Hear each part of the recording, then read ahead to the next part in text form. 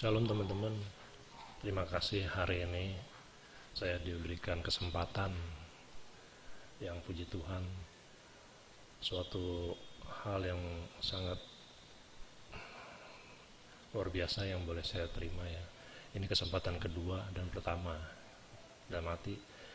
Dulu sekitar mungkin setahun yang lalu Albert pernah japri ke saya untuk saya membawa firman, tetapi saat itu saya bentrok kebetulan di CG arteri, saya tuh di pelayanan. Saat itu saya belum bisa memanage waktu. Bukan saya berarti lebih jago, lebih ini, bukan, karena saya justru baru belajar. Dan ini seperti kayak anak. Saya pertama melihat dari teman-teman seperti murid. Saya usahakan adalah bentuknya bukan seperti khotbah, tapi ada interaksi, bertanya gitu ya. Nanti ke depannya. Dan saya mohon juga kepada teman-teman, mungkin pasti karena setiap kita pasti punya pemahaman, ada perbedaan, bukannya suatu perbedaan itu menjadikan kita jadi ada jarak, tetapi perbedaan itu membuat kita semakin kaya, semakin ada masukan, ya kan. Nah, nanti itu di akhir setelah selesai bolehlah ada masukan, ada tanggapan, atau kritikan atau apa, bebas gitu kan. Makanya untuk itu saya usahakan tidak terlalu panjang. Jadi iman dalam doa, topik hari ini menyambung yang kemarin. Jadi ada dua kata, iman, doa. Iman dan doa. Apa itu iman? Nah, kita bisa tahu ya, sering kita dengar di ayat firman Ibrani 11 ayat 6. Kita tahu ayat firman Tuhan, iman adalah dasar dari segala sesuatu yang kita harapkan dan bukti dari segala sesuatu yang tidak kita lihat. Kata lainnya, yang bisa saya katakan, kepercayaan sejati yang kita peroleh dari Tuhan Yesus. Nah, melalui iman ini, iman tidak statis ya. Yang kita harapkan nih, iman itu tidak statis. Iman itu berdinamika, bertumbuh. Iman itu makin hari makin maju, makin kuat, makin bertumbuh. Memang kita tidak memiliki iman yang sempurna, tapi kita memiliki iman atau kepercayaan sejati dan dinamis.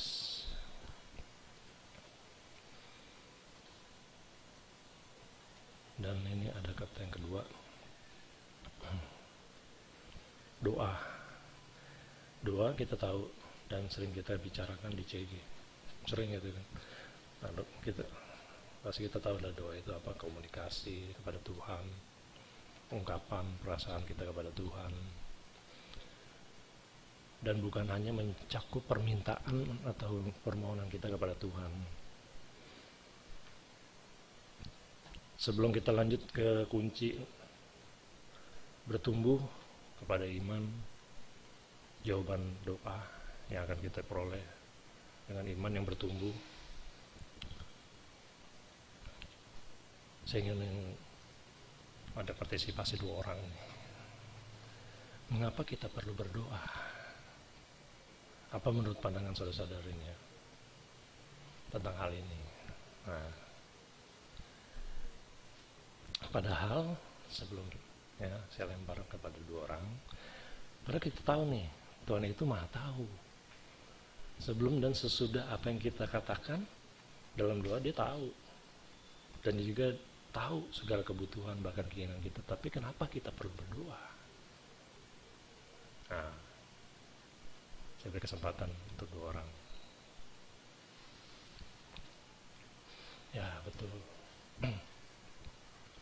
Doa adalah permintaan dan permohonan kita yang sebenarnya suatu ungkapan hati bahwa kita sangat bergantung sepenuhnya kepada Tuhan dalam segala aspek kehidupan kita masing-masing. Bisnis, saya ojol, karyawan, dan guru, dan sebagainya macamnya.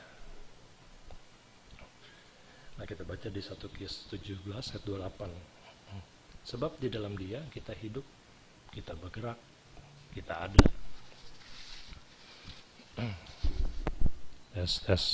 Sorry. Ini ilustrasinya seperti ikan.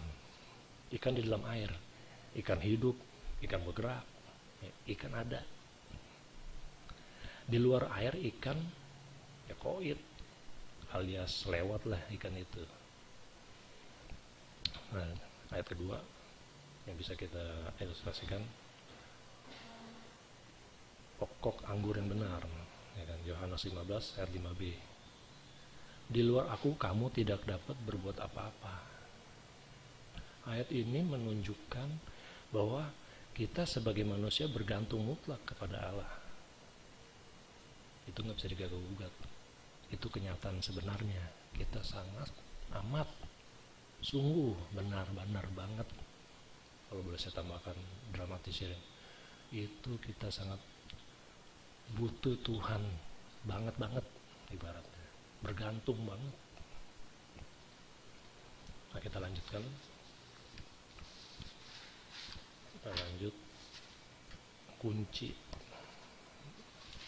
sesuai dengan topik ini mungkin bisa ditampilkan kunci iman dalam doa yang dijawab. Yang pertama, doa karena iman orang percaya, bukan karena kebutuhan. Saya bagikan beberapa contoh dari tokoh-tokoh Alkitab yang memiliki iman atau gaya hidup iman yang luar biasa. Bancik ini menceritakan kisah orang lumpuh yang disembuhkan. Ya kan? Dikisahkan Tuhan tergerak bukan karena kebutuhan atau harapan kesembuhan dari orang lumpuh tersebut, melainkan keempat orang sahabat orang lumpuh itu, kita tahu tindakan mereka yang luar biasa, menurunkan orang lumpuh dari atap yang dibongkar agar bisa langsung ke Tuhan Yesus. Waduh, sungguh amazing, ya kan? Di luar nalar itu mah. Wow, gitu, luar biasa gitu kan. Ini 4 orang ini, itu yang menggerakkan Tuhan Yesus menjawab, mengadakan mujizat. Contoh yang kedua, Nuh. Kita tahu ceritanya, dia sangat berbeda dari antara orang-orang sejamannya nih. Nuh orang yang memiliki gaya hidup iman yang sepenuhnya percaya kepada Tuhan. Dan kita tahu proyek terbesarnya itu membuat Bahtera. Ya, lanjut contoh ketiga, Daud. Kita tahu dia seorang pemuda yang berani, tulus dan percaya sepenuhnya kepada Tuhan. Dan kita tahu selanjutnya Elia. Nah, ini luar biasa nih. Dia nabi yang pernah menantang lomba menurunkan api dengan para nabi Baal. Dia kasih pur dulu nih kepada para nabi, ya kan, kita tahu ceritanya, untuk memohon kepada Baal agar api turun. Para nabi Baal berseru, ya Baal turunkan api, ya Baal turunkan api, ya Baal turunkan api, ya Baal turunkan api. Sepanjang hari begitu terus tuh, ya Baal, ya Baal, ya Baal, ya Baal. Aduh, sepanjang hari itu nggak capek-capek ya. Nah, ini menarik nih. Ini contoh minggu lalu nih, ada kaitannya yang seperti dibahas kita nih. 3 orangnya, saya, Kolimpang, dan sebenarnya lebih gitu ya, Ciyuyu. Doa yang bertele-tele. Nah, para nabi Baal kira dengan banyaknya perkataan akan dijawab, ternyata nol besar, tidak dijawabkan. Kita tahu ceritanya. Giliran Elia nih, luar biasa nih, bukan cuma minta api turun, tetapi dia minta basahi seluruh mesbah dan parit-paritnya dan penuhi dengan air. Endingnya kita tahu api turun. Sungguh luar biasa gaya hidup orang percaya. Tuhan menjawab itu, luar biasa ya. Nah, kita lanjut lagi nih. Ini pertanyaan kedua. Apa menurut kalian jika kita tidak memiliki gaya hidup iman dalam doa? Jika kita tidak memiliki gaya hidup doa, menurut kalian apa? Apa yang kita alami jika kita tidak memiliki gaya hidup doa? Ya, saya beri kesempatan 2 orang lagi. Betul. Kalau kita tidak hidup dalam atau gaya hidup berdoa, ini introspeksi bagi saya juga nih. Saya juga masih belum sempurna, masih separuh-separuh, kadang ada Tuhan, kadang enggak, kadang aduh dalam hal dosa ada lah gitu kan. Masih seakan-akan tuh disingkirkan gitu kan, Tuhan di belakang kan. Ini masih introspeksi, dan ini juga membuat saya belajar juga. Jadi ini sharing ini untuk saya juga, bukan saya hanya berbagi, tapi ini untuk saya sesungguhnya. Seakan-akan kita berkata, saya tidak butuh Tuhan kalau kita tidak hidup dalam doa, atau tidak mau bergantung kepada Tuhan. Lalu bergantung kepada siapa nih? Kepada diri sendiri, kepada keahlian, kepada orang pejabat. Nah, kita terbentur dengan teguran Tuhan yang keras sebenarnya ini. Di Yeremia 17 ayat 5, saya mungkin bacakan ya. Terkutuklah orang yang mengandalkan manusia, yang mengandalkan kekuatannya sendiri, dan seterusnya. Terkutuk jika kita mengandalkan diri sendiri. Itu. Ya, kita lanjut lagi nih ke poin kedua. Kunci kedua, iman yang berdasarkan janji Tuhan. Iman yang dimaksud bukan berdasarkan kebutuhan, apalagi keinginan bagi diri kita sendiri. Kita pahami dulu nih, ya kan? Melainkan harus diselaraskan dengan perkataan-perkataan dalam firman Tuhan, dan kita yakini janji-janji Tuhan itu akan segera digenapi dalam hidup kita. Contohnya Yusuf nih, kan teman-teman tahu lah ya, Yusuf awal mulanya dia mendapat mimpi, kan di sini juga ada dapat mimpi, ya kan, ada yang dapat penglihatan, nubuatan atau gimana ya. Nah, ini kita bisa cross check dulu dengan firman Tuhan. Apakah ini sesuai dengan rencana Tuhan? Apakah ada maksud dari mimpi itu, dari penglihatan itu? Kita uji, gitu kan, kita uji. Nah, ini demikian si Yusuf. Saat itu juga dia mungkin nggak tahu.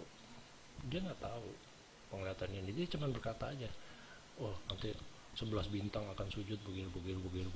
Begitu kalian tahu lah ya kan. Kedua juga dia mengalami proses, dikucilkan, dibuang, dijual, difitnah. Kita tahu cerita-ceritanya selengkapnya, ya kan. Dia mengalami ujian yang sungguh amat berat. Kalau kita mengalami itu belum tentu mampu menjalankan itu. Memang ini kasih karunia untuk Yusuf. Akhirnya dia menjadi mangku bumi, orang nomor 2 di Mesir. Luar biasa ya, Tuhan punya rencana. Dari penglihatan yang tidak kita bisa raba, mungkin tidak bisa kita terka. Kalau kita mengalami seperti Yusuf, pasti dia mengalami sesuatu yang bayang-bayang, belum terbentuk, belum terlihat, belum apa iya ya, apa mungkin ya, tapi diyakini dengan iman sepenuhnya melalui proses-proses yang dialami, dan akhirnya endingnya Tuhan punya maksud dan rencana yang indah. Dan itu si Yusuf baru menyadari manusia memang mereka-reka yang jahat, tapi Tuhan mereka-reka yang baik untuk kemuliaan Dia, untuk mengatur bangsa ini. Luar biasa, haleluya. Ini benar-benar ini yang perlu kita pelajari lebih lagi. Oke, kita lanjut lagi, semakin seru ya kayaknya. Kita bisa ambil manfaat dari perikop kunci kedua, iman yang berdasarkan janji Tuhan.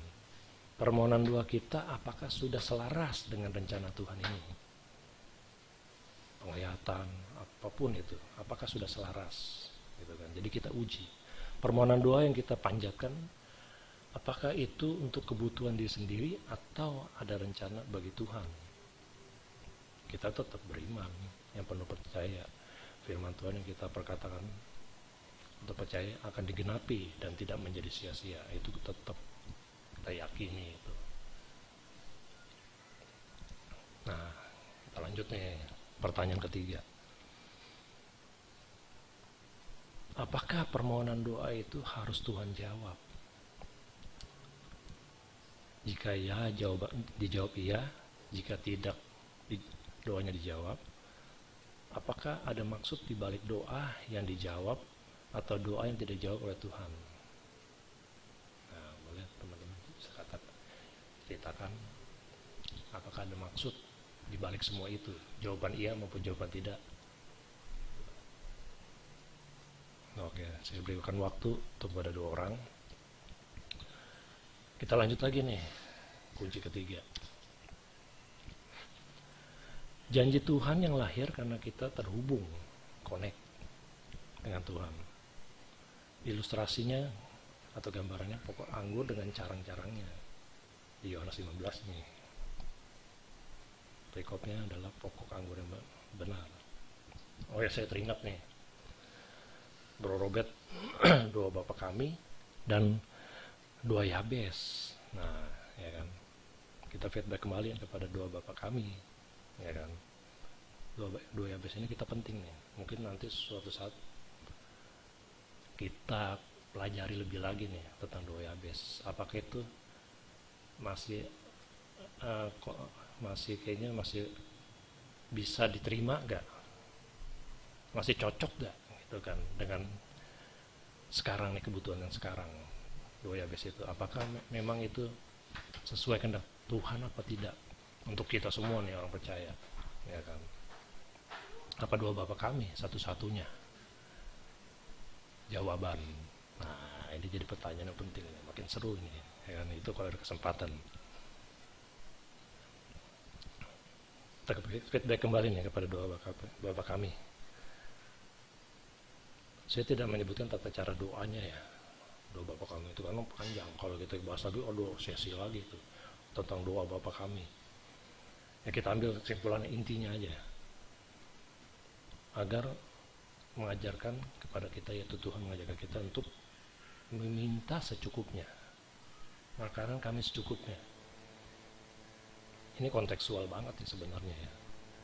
Dari ahli bahasa aslinya kan kita tahu Yunani atau Ibrani kan, yang disesuaikan ke budaya manusia Indonesia maksudnya.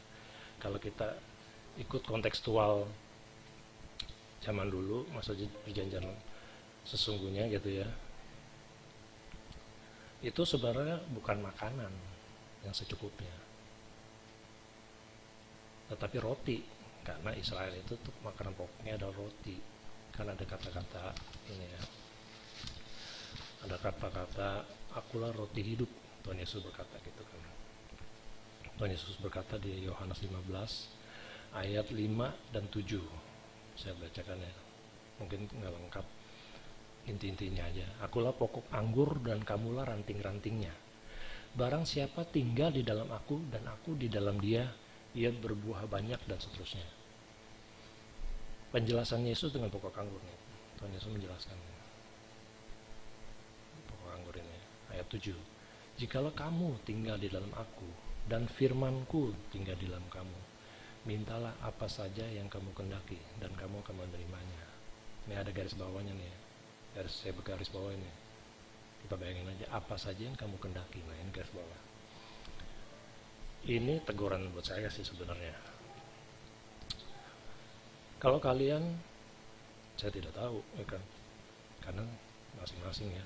Saya sering comot ayat firman untuk mendukung doa atau iman percaya saya tentang kehidupan saya nih. Saya comot nih, nih mendukung nih ayat ini nih. Nah, ini contohnya. Kata apa saja yang kamu kehendaki dan kamu akan menerimanya. Kita sudah pelajari di atas ya, apakah jawaban doa itu atas dasar kebutuhan? Bukan ternyata, melainkan karena iman.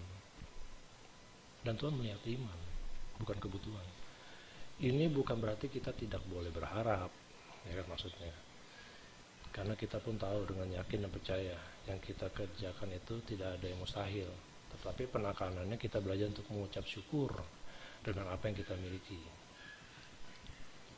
Atau dipercayakan oleh Tuhan, karena kebutuhan saya belum tentu sama dengan kebutuhan contohnya Albert. kebutuhan ini ya kan. Nah ini karena apa saja yang kamu kendaki, belum tentu itu apa yang kita inginkan. Saya punya rumah, pengen punya rumah lagi, udah punya 2 rumah, pengen 3 rumah lagi, ya kan. Itu kembali lagi kebutuhan orang masing-masing, dan Tuhan tahu kebutuhan orang itu. Mungkin bisa, kenapa bisa terjadi, karena memang itu kebutuhannya. Kalau saya misalnya memaksakan untuk sama kayak dia, bisa aja sih, tapi nanti stres saya. Kalau memang bukan kebutuhan ya, bukan kebutuhan saya, atau karena iman gitu ya. Jadi jangan ada kesalahpahaman ya kan, akan firman yang kita comot. Kita harus pahami lebih dulu, kita cerna lebih dulu, begitu kan, kita teliti lebih dulu ya kan, apakah ada maksud dari Tuhan itu, dari firman yang itu untuk kita. Kesimpulannya nih,